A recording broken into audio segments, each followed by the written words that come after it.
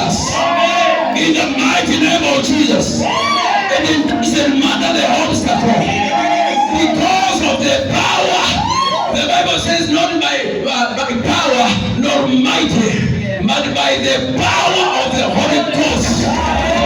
We are taking over the city.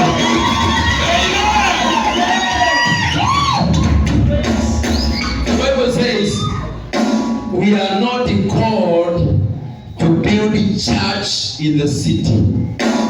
We are called to build a city in the church. And we're gonna build it all. Yes. I say we're gonna build it all. We're going to build the city inside the church.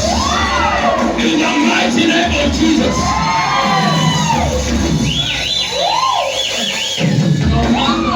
No matter the little this, the little obstacles, the little confusion. God is preparing somebody to the house with the national doors. So when you are singing, sing like a winner. When you are walking, walk like a winner. When you are praising, praise like a winner.